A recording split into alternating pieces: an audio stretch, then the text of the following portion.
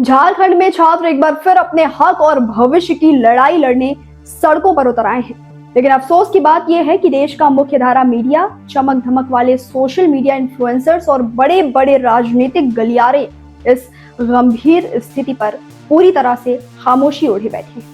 ये कोई बड़े मेट्रो शहरों की एस्थेटिक या फैंसी पीआर संचालित कैंपेन नहीं है, बल्कि उन साधारण जमीन से जुड़े और संघर्षशील युवाओं की बुलंद आवाज है जो अपनी जिंदगी के सबसे कीमती साल एक सरकारी नौकरी की उम्मीद में झोंक देते हैं, लेकिन बदले में उन्हें सिर्फ पेपर लीक, धांधली, भाई भतीजावाद और करप्शन का धोखा मिलता है।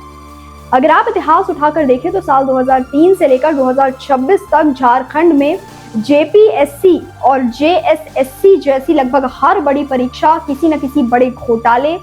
गायब होती ओएमआर सीट्स और लीक होते पेपरों की भेंट चढ़ती रही है, जिसने पूरी राज्य परीक्षा प्रणाली की साख को पूरी तरह से तबाह कर दिया है।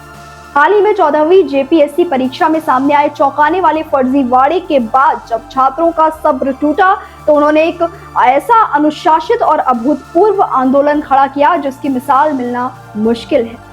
इन छात्रों ने शुरुआत से ही एक सख्त कोड ऑफ कंडक्ट तय कर रखा था कि मंच से कोई भी इधर उधर की फालतू बात नहीं होगी, कोई राजनीतिक बयानबाजी और धार्मिक मुद्दा नहीं लाया जाएगा। यहाँ तक कि जब नेहा बोरा जैसी चर्चित हस्ती मंच पर आई तो आंदोलन को भटकाव से बचाने के लिए उन्हें भी सम्मानपूर्वक मंच से नीचे उतार दिया गया। बिना किसी गाली गलौज, हिंसा या अभद्रता के कड़कड़ाती धूप और बारिश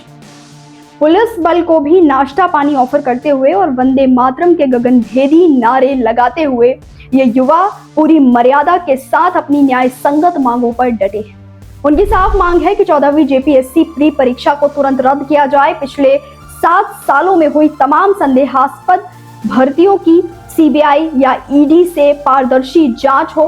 दागी व भ्रष्ट वेंडर एजेंसियों को तुरंत ब्लैकलिस्ट किया जाए और पूरी व्यवस्था में ठोस संस्थागत सुधार लाए जाएं। ये सिर्फ झारखंड का कोई छोटा या स्थानीय मुद्दा नहीं है, क्योंकि जब जब किसी राज्य में योग्यता को ताक पर रखकर सरकारी नौकरियां नीलाम होती हैं, तब तब देश के युवाओं का भरोसा टूटता है और उन्हें पलायन करने पर मजबूर होना पड़ता है, जो अंततः पूरे भारत की अर्थव्यवस्था, बेरोजगारी और राष्ट्रीय विकास को सीधे तौर पर चोट पहुंचाता है। इस पर आपकी क्या राय है, हमें कमेंट्स में जरूर बताएं और ऐसी ही और भी खबरों के लिए जुड़े रहें ग्राउंड जीरो भारत के साथ। जय हिंद।